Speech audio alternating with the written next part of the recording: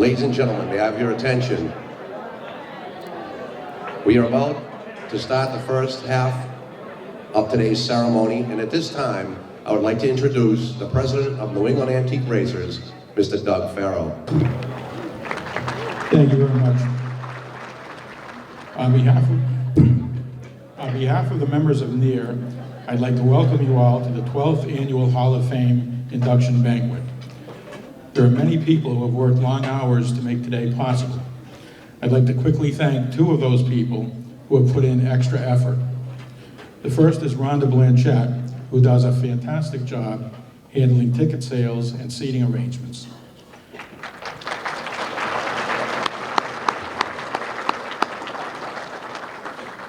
The second is Pete Newsham. Even though Pete's retired as president of NEAR, you wouldn't know it. Pete's been there every step of the way this year, as in past years, and we all appreciate it.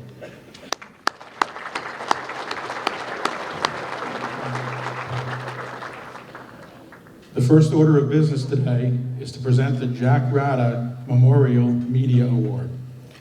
Here to make that presentation is a former Stafford and Waterford media coordinator, a man whose award-winning articles have appeared in newspapers and magazines, including the New Haven Register, Trackside Magazine, Speedway Scene, and National Speed Sport News. A baseball writer as well, he's in the Hartford Twilight League Hall of Fame, and as of last year, he's a member of the NEAR Hall of Fame. To present the Jack Rada Memorial Media Award, please welcome Pete Zanardi. It's called the Jack Rada, Media Award, and the emphasis on the word media. Pure and simple, when it comes to media, the list starts with Chris Economaki. That's true of New England, that's true of the entire country. Of course, we are here today celebrating New England. And Chris has been there from the very beginning. He announced and wrote about just so much when guys wore t-shirts and Cromwell helmets. He fired up the crowds at West Springfield, at Thompson, at Rutland, at Essex Junction, all these places with so much history. And he went home and he wrote about it. He wrote about it in the paper that is clearly the paper of record for American auto racing history. It stands to reason then that Chris's autobiography, Let 'Em All Run, is necessary reading for anyone who wants to talk auto racing history in this country. Personally speaking, I'm going to tell you this Hall of Fame has been responsible for a whole lot of thrills in my life. And this is another great one. My introducing to you the Jack Rada Memorial Award winner, Chris Economaki. I am really honored to be chosen for the Rada Award, and I must compliment the NEAR, I love that acronym, NEAR, New England Antique Racers, for this wonderful turnout today. It's remarkable. Congratulations. And not only that, my name has been spelled right in all the programs, which is a rarity. For those of you who can read, there are copies of National Speed Sport News on the bar for the free distribution. And be sure and get a copy before you leave. There's lots of information in it. And I understand that the local paper from Rhode Island has ceased publication. So National Speed Sport News may be the surviving racing periodical of appeal to New Englanders. I'm turned 88 not long ago, and I decided that what I have to do is find a doctor that can give me a lower gear. I don't accelerate as I used to. Other than that, everything's fine. I drove up here by myself from northern New Jersey, had a nice time last night at the Clarion Motel down the street, civilized place. Had a good night's sleep, and here I am today for another wonderful get-together among racing people. Thanks again for having me, and thank you for the award, and good luck.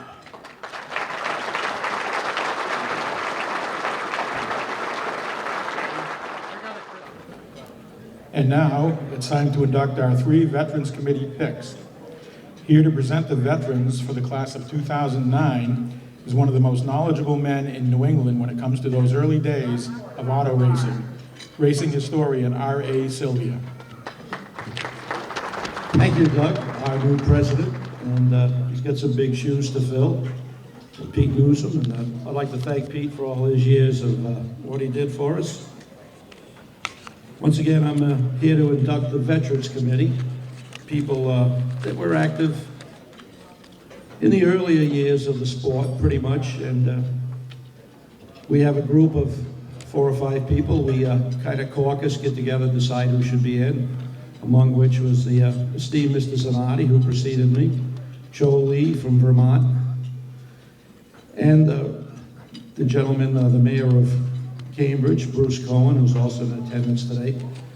And we kind of hash it out, we try to get an equitable group of people covering all the genres of racing and the ages, and all qualified people. And this year we feel we have a good crew. We have Britt Brooks, who is from Connecticut, Bertha Small, who was a pioneer lady from Rhode Island, and Harold Hannaford from the North Woods of Vermont. And I'll keep it kind of brief. We have a few words on Britt Brooks. I understand Mr. Brooks' son is in attendance today that we weren't aware of earlier on in the process, so we would have made a little more note of that, but somebody who should know informed me he was here. Bert came to Connecticut from, was born in New Brunswick, stayed briefly in Maine in his youth, and came to Connecticut. Before World War II, he raced motorcycles, and he got into the midgets right after the war, late 1945, made his debut at Cherry Park in Avon, Connecticut. He picked up some good rides. He was the ARDC Ford champion in 1947 at Candlelight Stadium in Bridgeport, at Empire Speedway in Menands, New York, and the Century Stadium right up the road here in West Springfield. And he was the ARDC overall circuit champion with a Ford from 1950 through 53. And I'm sure you all remember that car was the Don Smith 99 from over in New York State, a little twin fire or crossfire V860, as you will. Then Bert went to the United Racing Club, sprint cars. And he was their champion at 54, 56, 57, and 58. And in 54 and 56, he was running the Dubuel Arden, which was an overhead valve conversion rig on a flathead block. And that was a pretty exotic engine, but it performed well for Bert. He ended up with 37 wins in the URC competition. Some records keep it a little sketchy, but after 1955, it's documented that Bert won 18 races with the ARDC and 6 with New England Midget Association.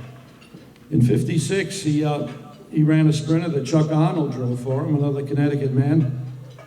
He returned to ARDC in 1959, and he finished second in points then, and also in 1960. He did have a ride at Indianapolis in 1961 in a Frank Curtis car, but he wasn't able to qualify.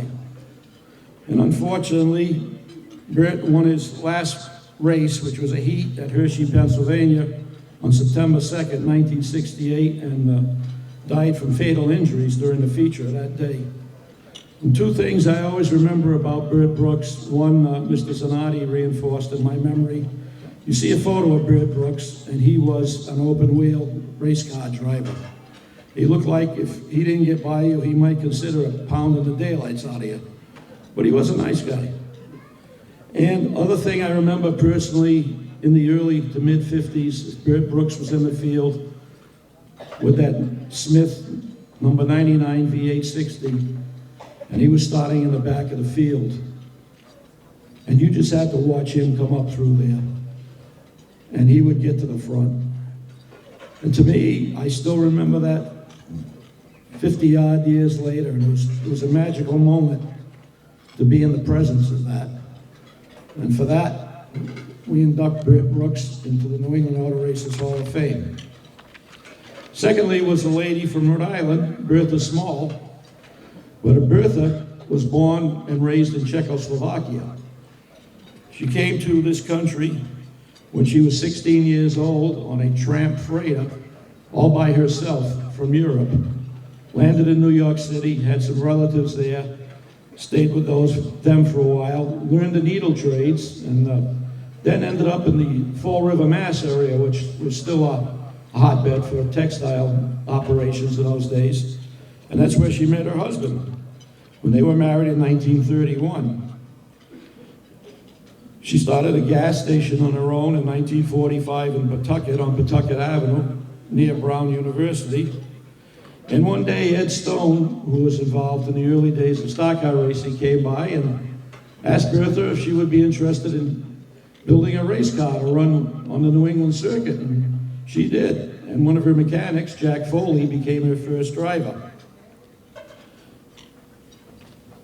So she eventually moved to a large Esso station on North Main Street in Providence, where she stayed 11 years, and also ran a dry cleaning and laundry business near Brown University in partnerships with Fred Lucchese, who was inducted into the Hall last year. Their drivers were, after Foley, Joe McNulty, Cy Yates, Red Bolduc, who unfortunately was fatally injured in one of Bertha's cars in Norwood in 1960. And her last driver was Hop Harrington.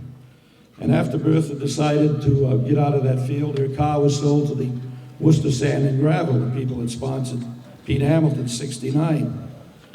During her career, she ran Seekonk, Norwood, Kingston, Palmyra and Fonda, New York, Lonsdale, Rhode Island, Waterford, and I gotta turn the page. She did run in one powder puff race herself and knew that wasn't for her. She was kind of the mechanical coordinator and a good team leader. She had a little trouble early on getting into the pits, but it never bothered her, the gender thing. And she always said her proudest accomplishment was having a top car, which she did. When she retired, she took up bowling and was a volunteer at hospitals in the Providence area. She died several years ago, but she truly was a pioneer in New England auto racing. Our other inductee is Harold Hard Luck Hannaford. And I thank Jolie for the notes because, as I've said before, prior years, we never got too much press down here on what was going on up in the Northland. He ran 20 years.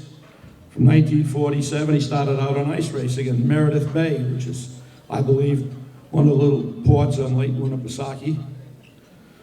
And his first race he won on the Old Briar Road Course in Loudon. He ran Dover, Monroe, Manchester Motordrome, and even Daytona. He was 1960 Vermont State Championship sportsman cars, and 64 and 65 Thunder Road track champion.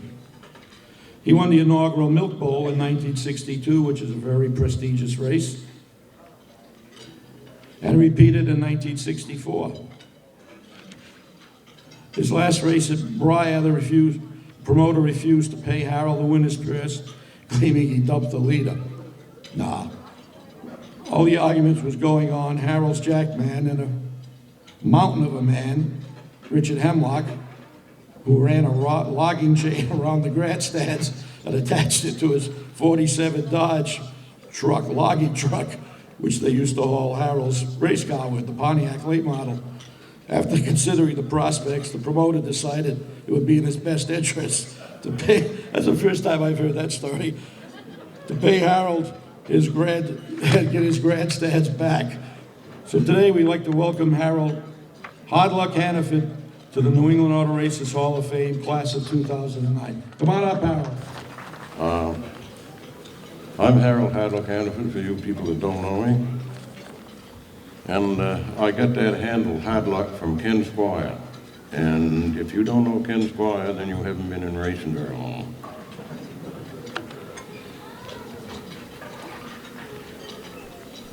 I started racing, like this gentleman said, in 1947 on the ice in Meredith. And I went from there to a half-mile clay track in Plymouth Fairgrounds in Plymouth, New Hampshire.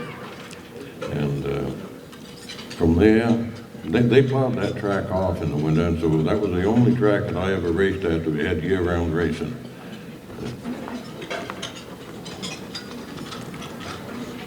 I ran many dirt tracks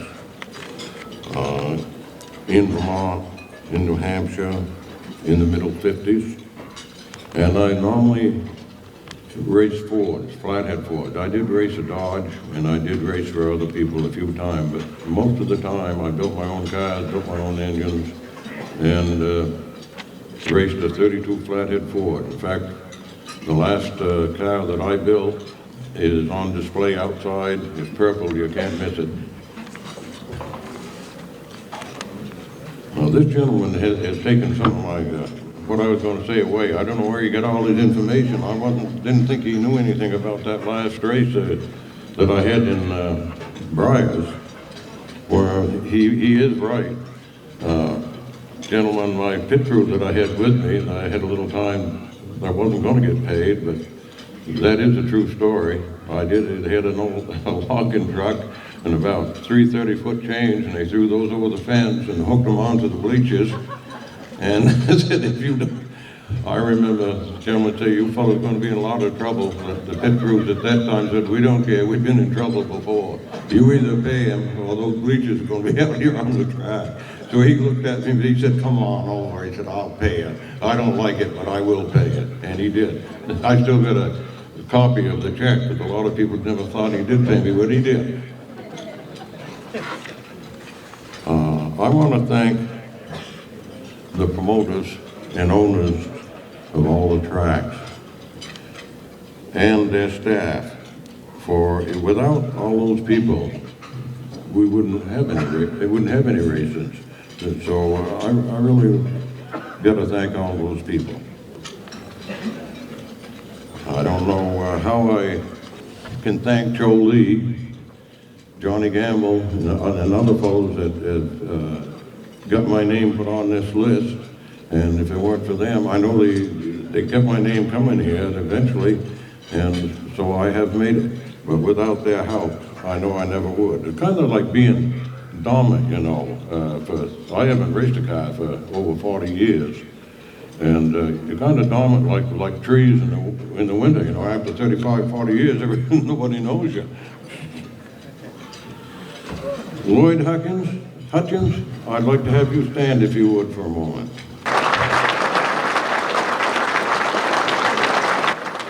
Lloyd, I really believe that when you started restoring the old flatheads, so you must have been at it for at least a dozen years, and if it hadn't been for you, I don't know as we'd ever been recognized, because it's been so long since we started. And I know you must have of your own 10 or a dozen cars that you've restored with the original numbers, original colors of paint, and when we go to near meets, a lot of the original drivers. So I want to thank you for that. I don't know if you've been recognized. You kind of brought us back to life. Thank you, Billy.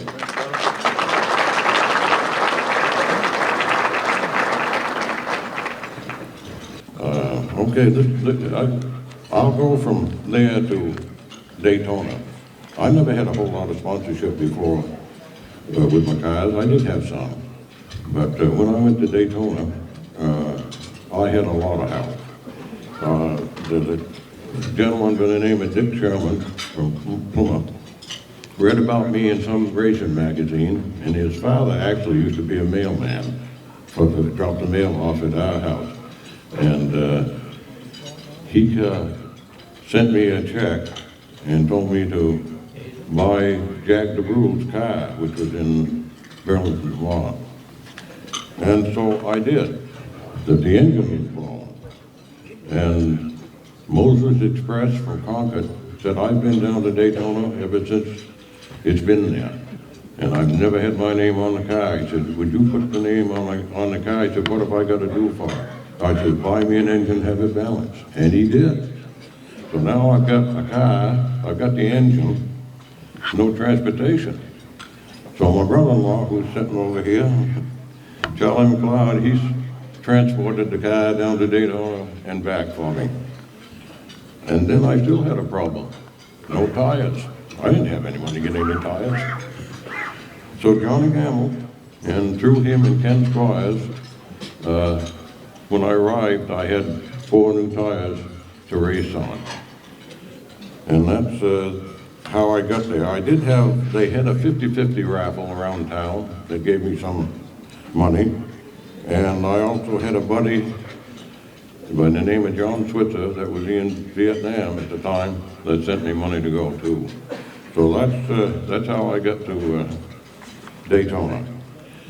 Now, you know, as I look out on all of you people, a crowd like this, and I can't help but think I've never been under one roof with so many talented people in my life.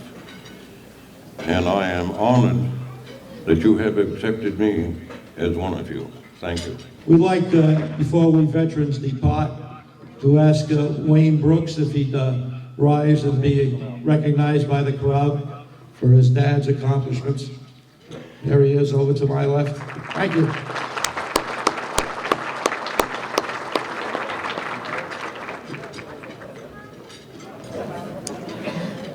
About 13 years ago, a group of us met at a restaurant just down the road to try to figure out what a Racers Hall of Fame should look like. We all came to the table with ideas, but 2 people had the vision to make those ideas a reality. One was Al Feeney. Al had researched the Basketball Hall of Fame and how they did things. The other was Dan Pardee. Dan knew Stafford and NASCAR and how they ran their banquets. Dan brought something else special to that meeting though. When we come to a problem that nobody had a solution for, Dan would take a minute, toss the problem around in his head, and spit out a solution that was so simple, so concise, so dead on right, that we'd all sit there looking at each other and say, how come we didn't think of that? Dan's contributions to NEAR and to this Hall of Fame will be felt for many, many years to come. It's my privilege to introduce the 2 people who will be presenting the 2nd annual Dan Pardee Memorial Award, NEAR past president Al Feeney and Danny's wife, Marie Pardee. Thank you, Doug. Danny Pardee was a member of NEAR since its humble beginnings 28 years ago. Danny was a spark plug that kept this club going through hard times as well as good times. Shortly after Danny suddenly passed away 13 months ago, the officers of the club decided to establish an annual award commemorating the dedication and hard work that Danny brought to the New England Auto Racers Hall of Fame. Now I would like to call on Danny's wife, Marie, to come up and help present the award to Mr. R.A. Sylvia.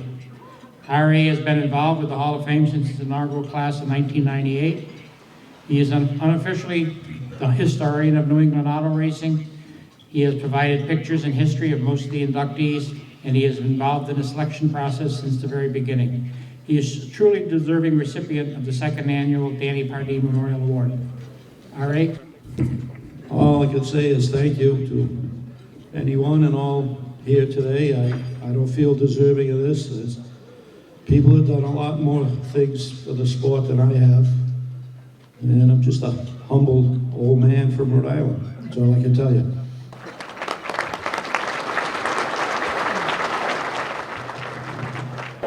Dave Dykes wrote about Matt Buckler back in July for Speedball Scene. In the article, Dave wrote, on Wednesday and Saturday nights, he's a mountain of a man with a friendly face and booming voice that you see running up and down the stairs, keeping the fans connected and entertained. I read that and I thought to myself, that's exactly what Matt does at our Hall of Fame banquet. Matt, the good news is today we've only got one step on those stairs. Please join me in welcoming the Master of Ceremonies for today's banquet, Mr. Matt Buckler. Well, thank you, and good afternoon again, everybody. This is just a great day, and here's how great it is. I mean, the Hall of Fame dinner itself only lasts, from 12 to 3, but really, it's a 24-hour affair, because you start hearing the stories when you walk in, and you don't stop hearing the stories until when you leave. And some of those stories might even be true. Now, before we start, it's time to go over the rules for this year's dinner. There are some words that you will not be allowed to say. The first word, recession. Anybody who mentions that word, they have to go to the tail end of the longest beer line. Another word that you can't say, financial crisis. Because most of the people in this room involved in racing at one time or another have had a financial crisis, and most of those guys have wound up in the Hall of Fame. So we can't say that.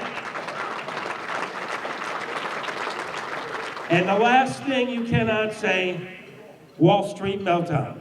We don't care about Wall Street. We care about a lot better places today. The places with the magical names, like Beach Ridge, Thunder Road, the Big T, the Bowl, Catamount. Those are the places that we have, and those places, they always melt down. That's why we have so much fun there. So tonight is about the good times and the people who are responsible for those good times. Now, how many people here have never gone to a New England Hall of Fame banquet before? Let's see how many people with the yellow stripes on the back of their chairs. Well, let me tell you what you're in for.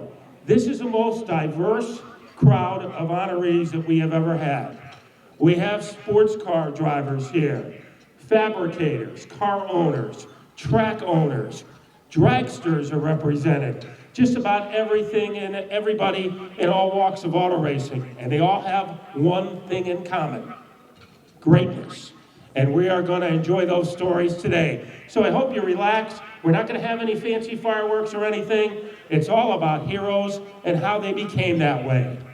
So the person to get us started, if you read about auto racing, you know all about this man, because for more than 25 years, he was an editor at Stock Car Magazine and Open Wheel Magazine. We are delighted to have him with us for part of our program today, Robin Hartford. I'm honored to induct Jamie McConnell into the Near Hall of Fame. He was born in 1912, and sadly, he died December 4th, 2008. He was 96 years old, but he was active right up till last summer when he rode in the Beach Ridge pace car at a Scarborough parade celebrating their 350th anniversary. One of the reasons he was honored is he started auto racing in Maine. Sure, there was racing at local fairgrounds, but he was the first person to organize racers and to provide a steady place for them to come. He moved to southern Maine from Nova Scotia at an early age and worked on aircraft at the Scarborough Airport, so he was familiar with the area. He worked briefly in Massachusetts, but returned to Maine at the end of World War II and started a timber and sawmill. And through his connections, he started trading land, and he ended up with land that was at Two Rock Roads and Holmes Road, and it was 35 acres. And it was formerly known as the Ling Raceway, and they raced horses on it years before, but it was all overgrown. And he tried to convince local bankers to finance him, and they thought he was crazy. So he had the construction equipment, so we worked all of 1948 to configure the track, to build the grandstands, and it opened on Memorial Day 1949. It was a sunny, dusty, and dirty day, but the fans came and the cars came. The season continued, and it ebbed and flowed, but it was considered a success. One fan, George Damon, was so excited by this first season that he later built Oxford Plains Speedway. So now, J.B. McConnell is now responsible for 2 speedways in Maine. In the fall of 1949, this is after he got Beach Ridge going, he also helped rework the horse track at Unity Fairgrounds into Unity Raceway, that track still operating today. That's track number 3. He also helped Tom Gilman build a paved track in Sanford, Maine. That was track number 4. That's no longer running, but he was responsible for helping it get off the ground. In the mid-60s, he helped the Arundel Speedway get up and running, mostly by bringing his racers down to the racetrack. That's track number 5.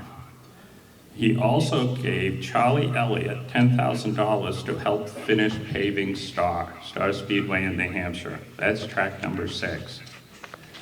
So he was very instrumental in all these tracks. He was not adverse to racing himself. Just last week, I spoke to somebody that at a West Peabody track, he owned a Lincoln Coupe. And during intermission, he raced his brand new Lincoln Coupe with Bernard Holsworth, whose father was president of Springvale Bank. Bernard had his father's 4-door caddy, and they raced. And my dad was the one that tells me this story. He says the caddy was so heavy then the tires were rolling and the rims were putting out sparks. Needless to say, the Lincoln Coupe bested the 4-door caddy sedan.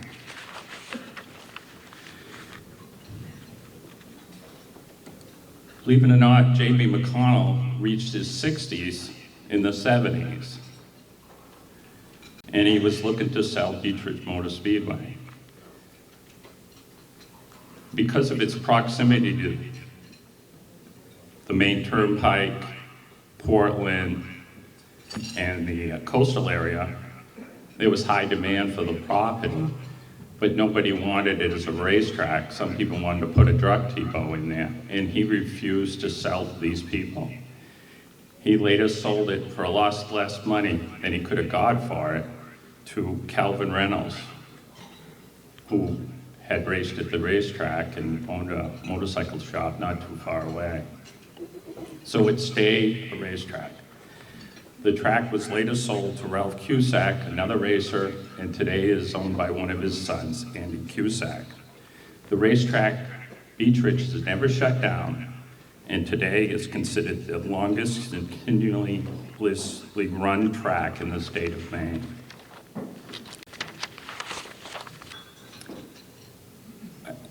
I was invited to replace Tom Alleman, who was to present this presentation, by Bruce Cohen, because I was from Maine and he wanted a Maine accent. I've obviously lived in the Bay State too long because I've talked too long, because if I was truly from Maine, this is what I would have said. JB, Beechridge Motor Speedway, all that other stuff, you've done wicked good. Thank you.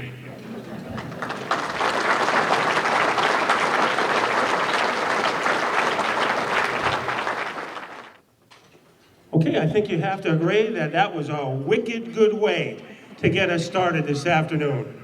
And we are going to continue with that theme because we have a wickedly good presenter coming up next. He's a longtime member of NEAR. He's a great historian of Vermont auto racing. He started his involvement working on a crew at Thunder Road, and today he'll be working on an induction speech for our next Hall of Famer. Ladies and gentlemen, welcome for Cho Lee. Good evening, everybody, or good afternoon. If you look at any American English dictionary, if you look up the word dragon, you're going to see a mythical beast that struck fear into the hearts of those who faced it. The man I'm going to present to you, mythical beast, no. But striking fear into the heart of those who competed against him, absolutely. Bobby Dragon started in the mid-60s at Catamount Stadium. His rookie year, he won 7 features. Quite a feat for a rookie. And he still wins today. Bobby's last victory was last season at All-Star Speedway, winning a 100-lap open competition race. Bobby has won feature events over the last 5 decades, which again is a feat in itself. And if you look at back where we're from in Vermont, it's like the rivalry between the New York Yankees and the Boston Red Sox. If you were a Thunder Road regular who frequented Thunder Road, you had to love Dave Dion. If you were from the Burlington area and you went to Catamount Stadium, you had to love Bobby Dragon and Beaver Dragon. That's the way it was. Was it an intense rivalry? I think the fans probably made more of it than anyone else. You can ask Dave or Bobby. They were fierce competitors on the track, but fair competitors. If you look at their records, Bobby has won championships at Thunder Road. Dave won championships at Catamount. It's just the nature of the beast. Well adapted behind the wheel of a late model and the open wheel modifieds, both on pavement and dirt, Bobby has done remarkable in both types of cars. Among his many accomplishments are 4 Catamount Stadium championships. And when Catamount Stadium closed in 1987, Bobby was the winningest driver with 52 feature events. He also has 3 Thunder Road titles, 3 Senior short track titles, 2 Devil's Bowl, and 1 title at Airborne. He's a 3-time Vermont State Stock Car champion, 3-time Northern NASCAR Tour champion, and he has 14 wins in what is now called the Camping World East Series. Over the years, Bobby has always been a fair racer, a very competitive racer. He would race you as hard as you raced him. And I'd like to take this opportunity to bring Bobby Dragon up here, an accomplished racer, and it's, a very, very deep honor for me to present Bobby Dragon into the New England Auto Racing Hall of Fame class of 2009. Thank you. Thank you, Joe.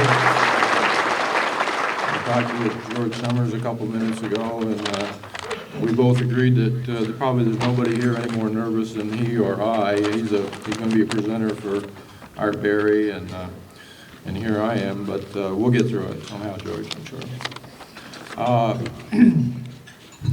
First of all, I'd like to thank everybody for coming. Certainly seen faces here today that haven't seen in a while. New faces. I've been to a few of these over the years, and it's always great to see new people.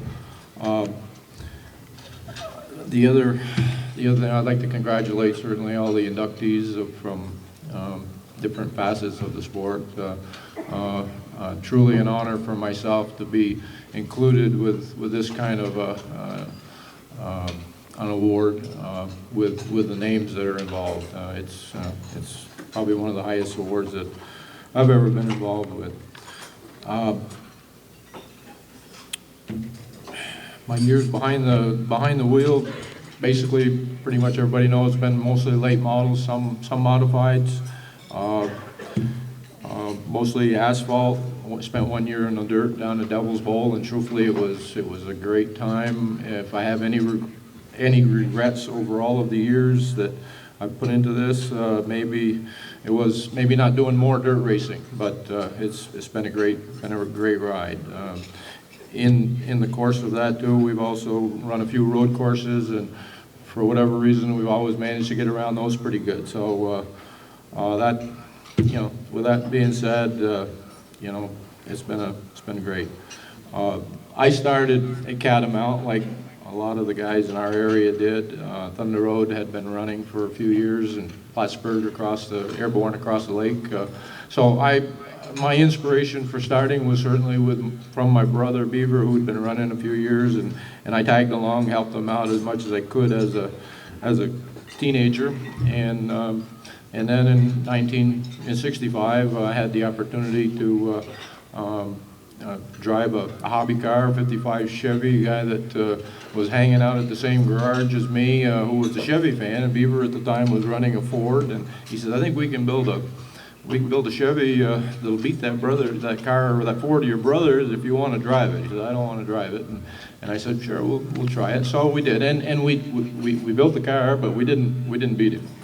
He was, he stayed ahead of us in that respect. But as time went on, we did. So my inspiration at that point in time, I certainly at Thunder Road, I listened to the races, what was going on at Thunder Road in the early 60s, and names like Hannaford and Marvin and Gamble and Poppy Forsythe. These are guys that were the best of the best in the flatheads, coupes, and across the lake. Certainly you had we had the Canadians that came down at Catamount, Cabana, Manny, Goddard. From New York, Bill Wimble, Charlie Trombley, Dick Nephew, the best of the best. And from southern New England, you had the Flemkes, you had the Stevens, you had Charlans, just to name a few. And so these guys were just incredible behind the wheel, and I knew it was something that I really wanted to be a part of. And so as time went on, we went from the hobbies to running a modified for a couple years almost at Plattsburgh against the likes of Chartrand and Annie Romano, and even Richie Evans showed up as a young guy at that point in time. So it was a lot of fun. Denny Giroux, I mean, the list went on. Some of the best were competing weekly there too. And so we got our feet wet. When the All-Star League would show up at Catamount, I mean, it was incredible to watch these guys, all representing a track of their hometown, more or less, and come in and run. And it was something to see an a Lou Lazaro unload a dirt car and go out and beat some of your best modified asphalt cars that were there for the show. I mean, these guys were that good. As time went on, Ken kind of leaned toward the late models, so naturally we decided we would go that route, so they were quite popular in our area as well as in Canada. So there was tracks for us to compete on with a late model type of car, and so that was the way we went. We bought a rolling chassis. Basically, it was a frame rolling chassis from Bobby Allison, and I think it was like around the year of '71 or something like that. And went down, picked it up, brought it home in a U-Haul trailer, and welded a cage onto it, and put a Chevelle body on it, and went out and competed with it. And it was great. I mean, the car was on the money, and I was lucky in the respect that the guys that were part of my team, owners as well as myself, and working on it, these guys were sharp, they were young, and they knew what we had to do to make the thing even better. And so we ran upwards of 70 or more races for the next 2 or 3 years each season, and that's quite a schedule. You look back on it now and the guys say, how the heck did you do it? I mean, everybody had a job on top of that, but we got through it and won a lot of races and had a lot of fun. Car kind of paid for itself, which is pretty tough. But we from that point we kind of continued on up into the 80s, and we trimmed our schedule back. I had an opportunity to drive a modified for a couple of years off and on a limited schedule for Lloyd Severance, the Severance fur car, the car that Johnny Rosati had driven, and for that I really thank Lloyd and Bev for that. It was great. It gave me a chance to get out and run at tracks that I'd never been to: Martinsville, Trenton, Pocono, Oswego, tracks that late models just didn't go to at the time, and so that was special, and appreciate that. At the same time, in running the late model on a limited schedule around home, it was about that point in time that Mo and Gene Brown from the Burlington area bought our car and equipment and decided that maybe we ought to try running a few races down south. So we did. The summer of '86, we went down there and competed at a lot of the tracks in the south, and that was way beyond my dreams at the time. We went to Hickory, we went to Langley, South Boston, Richmond, Bristol, Darlington, Charlotte, Rockingham, IRP out in Indiana. It was a great time, something I'll never forget, and thank you for that. It was just beyond my imagination at the time. At that point in time, Bush North was on the verge of forming, so we went in that direction. In '87, Bush North competed for the most part a northern schedule at the time, and so I got to compete against a lot of the guys that had been running against, and some new names and new tracks. That was probably the nice thing about it. We got a chance to get into Pennsylvania and further south and to the west more. And so at that time, D.G. Robertson, who was also part of the sponsorship situation with Mo and Gene, I think kind of helped the situation by getting us to a lot of these tracks, and it was just a fun time, something that I'll never forget. It was, thank you for that opportunity. Later in the Bush North series, Dave and Donna Smith became owners, formed a team, and I was asked to drive for them, went over there. And I think some of our biggest victories as far as the Bush North series go came in their cars, and we won a race at the Glen, which one I'll never forget. It was an exciting race, but probably one I shouldn't have won, but I was still there at the end, and Mike McLaughlin probably should have won it and didn't. It was one of those things that you got to be there at the end to take advantage, and that one worked in my favor. But after that, I drove for Quint Bover in the Skull car, and with again a great team, and we pulled down a win at Nazareth, probably one of the most memorable wins in my career as far as on a big track goes. Never was able to do it at Loudon, which kind of hurt, but we did get one on the big track, and that was at Nazareth. So a lot of these tracks that I'm mentioning got a chance to race before they closed, and for that I'm appreciative. Bob and Todd Humphreys from Elbridge, New York. Thank you for the opportunity. I drove their car one season, and we had a great time. And that brings us to pretty much the later part of my career as far as Bush North and most recently ACT with Mark and Robin Willoughby from Rochester, New Hampshire. They've certainly, they've believed in me to the end, I guess, at this point, I'd have to say. I mean, a guy my age at this point still be wanted to maybe compete on a weekly basis or a schedule like we've seen. I feel honored, and as far as I'm concerned, you guys are the best, hands down. Thank you for that. I'd also like to take a minute and thank some of the track owners in our area. Certainly Ken and Tom for Thunder Road and Catamount.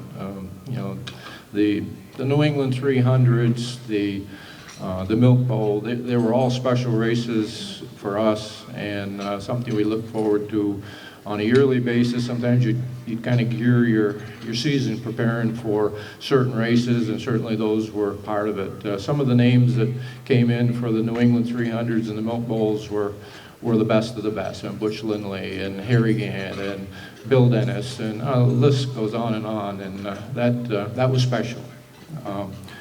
Bob and Dick Bear from Oxford Plains and Loudon. Loudon was great, Bob, but there was nothing like the Oxford 250s at Oxford Plains when you were at the helm. It was the best of the best from around North America, I guess I'd have to say, not just the United States. And it was always a race that we would work on preparing for from day one in the spring to mid-July, getting ready for that race. And so one race I never managed to win, but it was always fun that we could be part of it. And for that, I thank you. Your roots at Stafford Springs, another family of people that do it right. And the fall finals that we used to compete in, and the season-ending kind of a format at Stafford Springs were just a great fun event for us. And it was one of those things that you look forward to the end of the season and the races that were coming up. And the Cutesacks and Beach Ridge, same situation. It was a quality place to race, and we ran Bush North races over there for quite a few years, and always a track that you look forward to going to.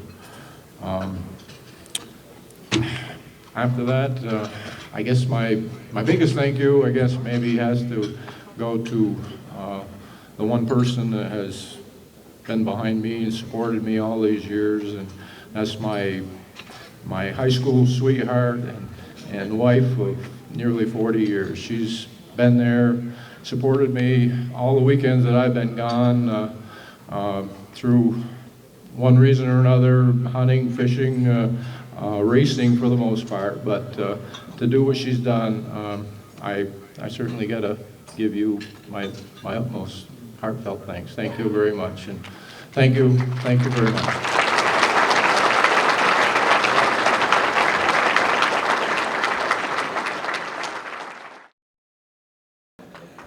Now, there probably is no sport that lends itself to storytelling like auto racing. And to prove it, just look at the table out in the lobby and you'll see all these books that are been published by Coastal 181. And the man responsible for that, of course, is Lou Boyd. And he has a new book that's out, one of the great names that I think of any book, Win It or Wear It, and you almost have to get the book to find out what that's all about.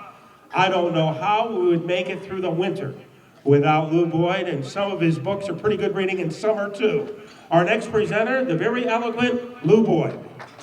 Thanks so much, Matt. And while we're doing some thanks, I need to reiterate what a couple of people have said, and that is all of us really owe a debt of gratitude to a truly great guy, Pete Newsham, for what he's done, and also to Doug Farrow, wishing you all the best at the helm of NEAR. And just for a sec, let's think about what NEAR is. Now, I'm not going to go there, Matt, and use any of those economic naughty words that you said. But, you know, outside of this hall, all around the world, there are various problems today. But there ain't no problems right here in this hall right now. And we can groove on probably, 10,000 combined feature wins? I think it's pretty neat. NEAR's a cool organization, so thank you, Pete, and thank you, Doug.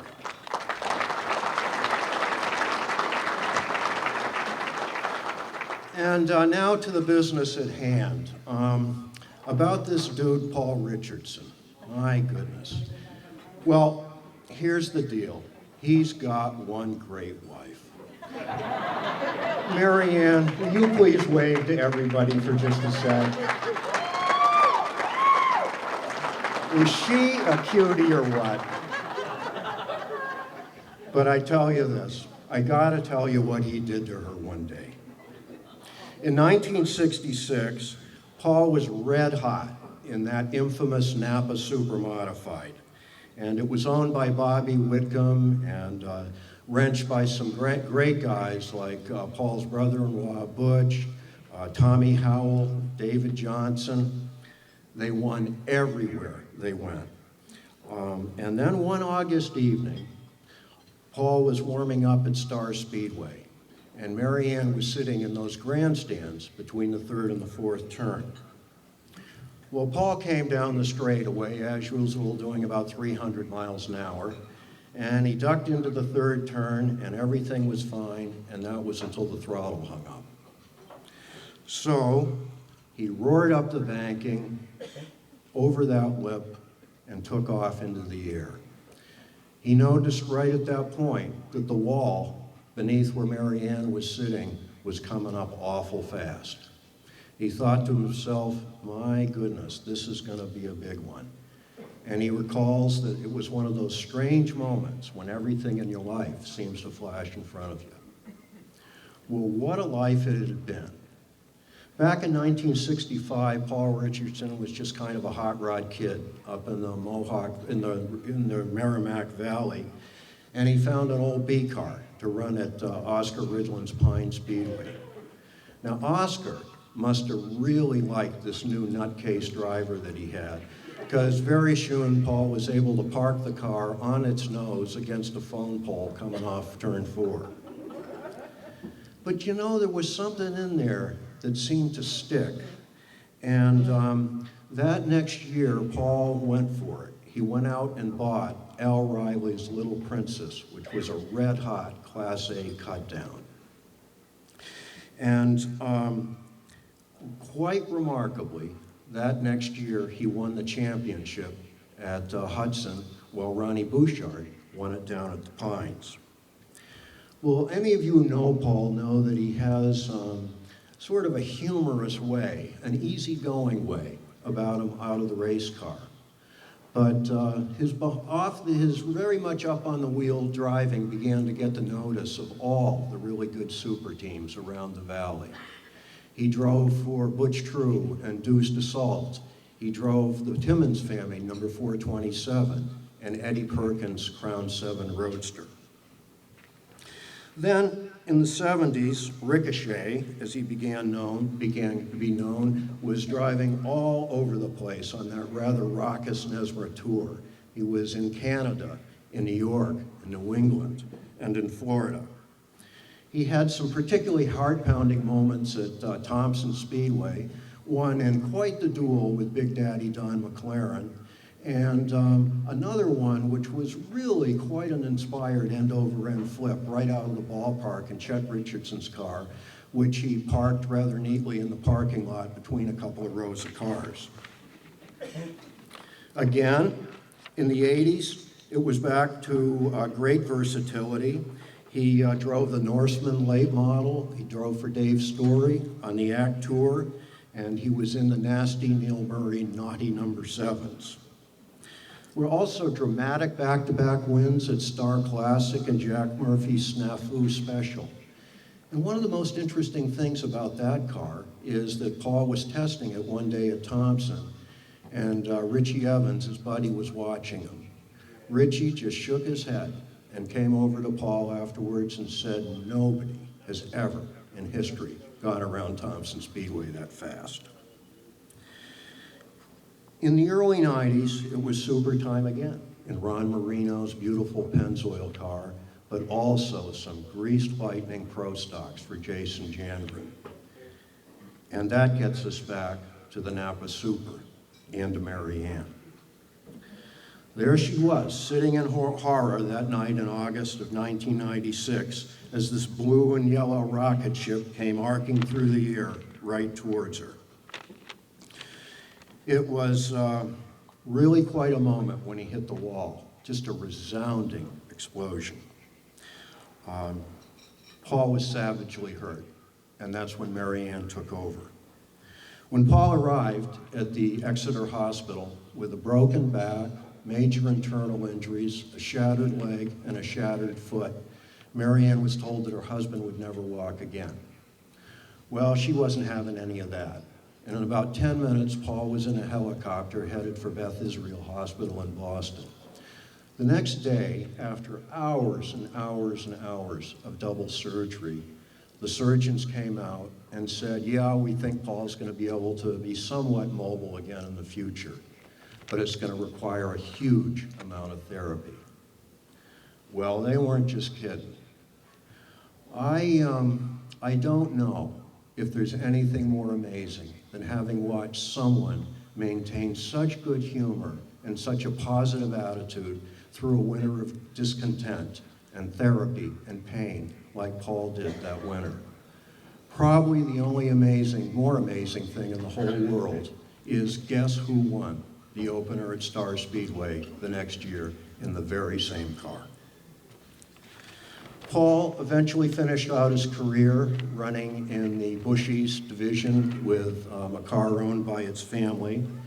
And it was really pretty remarkable that they were able to have podium finishes in that car, even at the time that it was becoming impossible to do it with all those yuppie upstarts from Mooresville.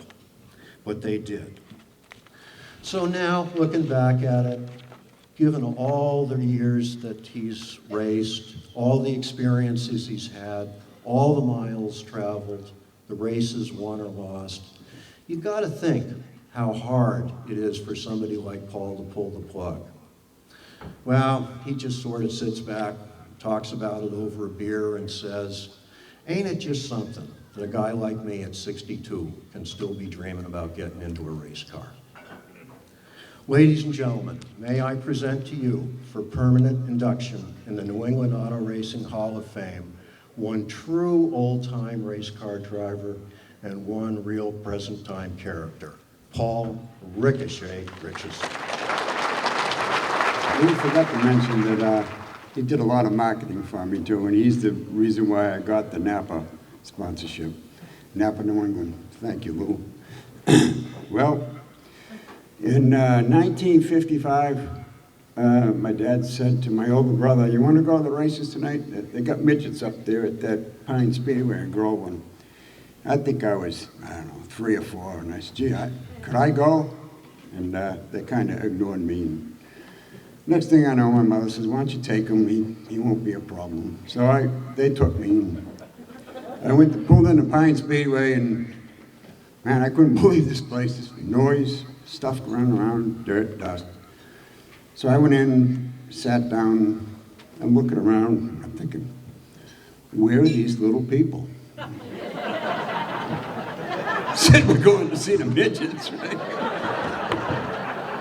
And then, boy, I'll tell you what, I don't know if it was the benzene or the alcohol, whatever they were burning, but boy, I really did like this stuff. And so I used to get to go once in a while, not much. Then in 65, 64, I went again, and I had a little 52 Ford Coupe, and they said, hey, we're gonna have a spectator race tonight.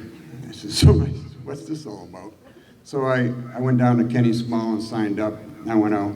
Man, I'm telling you what, I really got hooked on this stuff.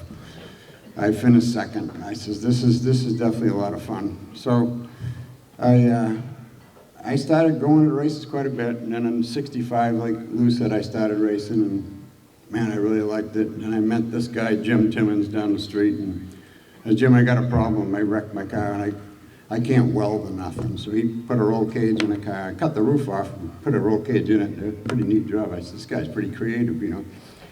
Then it went on and on and on. Bob Bouchard. Well, anyway, look at it. I got 4 tables here tonight. I drove for 16 people. Tell me, racing ain't expensive. They all lasted a couple of years. Hey, look, I just can't do it no more. So I move on to someone else. Hey, I'll give a guy a shot. First time I drove for Ron Marino, he heard about me. He says, what's this hot shot down the street? My car can't get around the first turn, so I give him a shot. Call me up. I said, yeah, I'll see you Wednesday afternoon in Star. I went up. I don't know, what it take 3 laps to run, hit the wall, and knock all the wheels off the car. He says, at least you did something. I've never seen a car do that before. So it went on and on and on. Big Daddy Don McLaren, he and I went at it one night at Thompson. I still say I beat you, but they said it was a dead heat. We both got a Oswego qualifier. I qualified 8th. He hit the fence. He needed the qualifying spot. I didn't mean that, but anyway, I've had a ball. Trust me.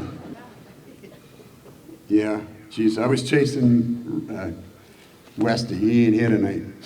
Must have had a broken wheel on his walk-up. But anyway, I was chasing him one night up there, and he says, I know what I'm going to do. I'll get rid of this Richardson guy. I was banging on him a little bit. He hit a bale of hay with his left front. It ended up on me.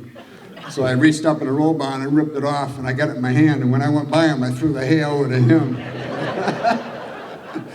But you know, all kidding aside, 36 years of racing, I'll tell you what, you know, they tell you to keep it in 3 minutes. I can't. You ain't gonna do it. There was something else I wanted to share with you people. Oh yeah, the Catamount race there for Tom Curley up the Catamount. I never saw the track before in my life. I went in there and I won it. Tom says, no one's ever done that one. I said, well, I like the place. But I drove for Dave Story. Dave gave me one heck of a race car that year. We won quite a few races. Had a lot of fun. I know I'm forgetting to say thank you to somebody. Oh, my wife. Are you kidding me? And she kept all the kids together. All my kids are here. And we made racing a family thing. And she'd cook out and stuff. I guess she didn't like the track food or something. But, you know, we had a ball. But I just want to thank everybody and all the promoters, and had a lot of fun. Thanks again.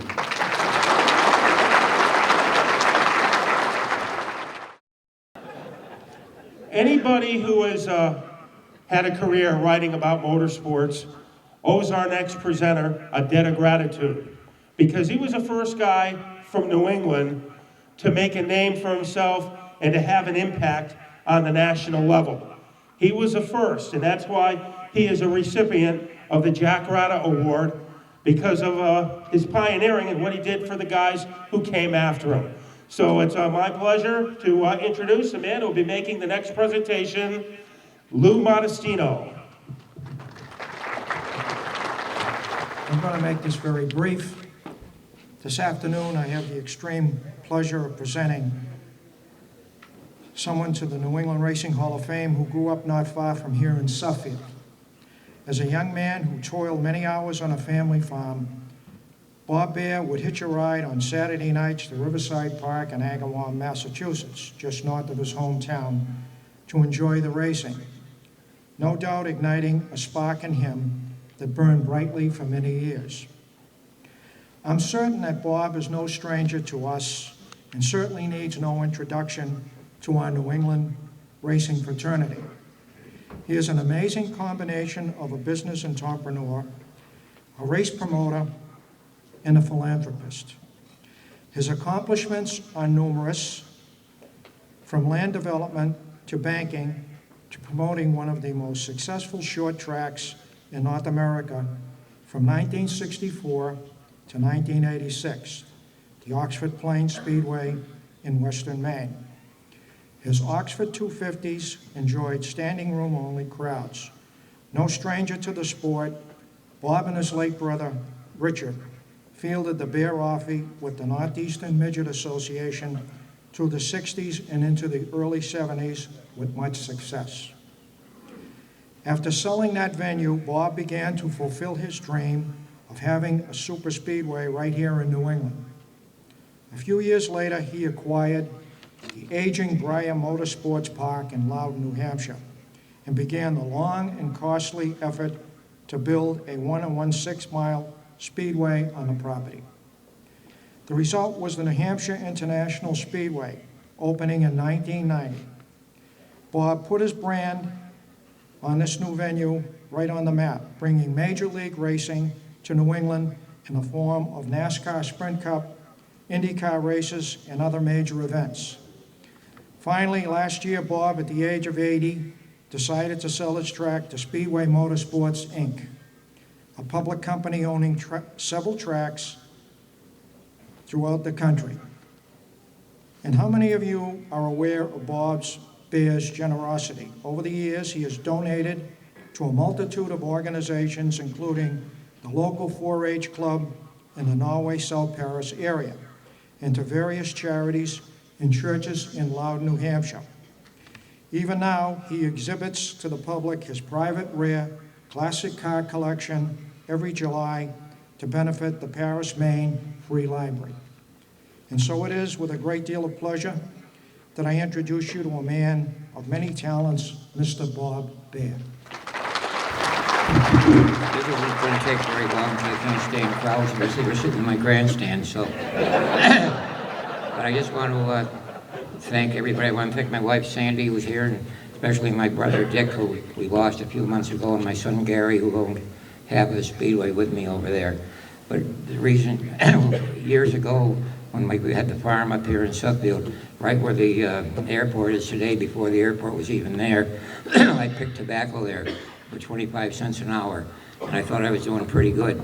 But everything worked out, and you know, we went along and got everything done, and it worked out good. But the reason we are where we are today is because of a lot of people right in this room today. We got Dave Dion, we got George Summers, we got all the drivers, and the press was always good to us, because without that, we just have nothing. So I got to, speaking of George Summers, I want to tell you something. Years ago, this is a hell of a try, I don't know if George remembers it or not, but he won a race up in Oxford, and he was down there in the starting line, and God, he was all excited, and the place was packed because we used to do good there, and he said, oh, he says, it must be everybody from New York must be here today. And the announcer said to him, what the hell's the matter with you? You're not in New York, you're in Maine. So I don't know if you remember that, George, or not. Anyway. But again, I just don't want to take a lot of time. I just want to thank everybody. We really, really appreciate what you did for us, and we'll never forget you. And anything we ever do, we'd be happy to. Thanks again.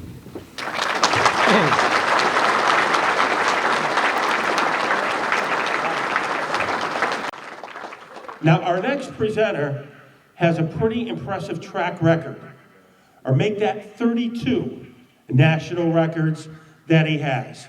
It's almost like I'm introducing 5 people. He's won 3 CCA national championships, 2 Formula 4 national championships. He's founded racing schools. He's founded racing series. His school, the best in the country. And currently, he is the owner and operator of Lime Rock Park. Our next presenter, Skip Barber.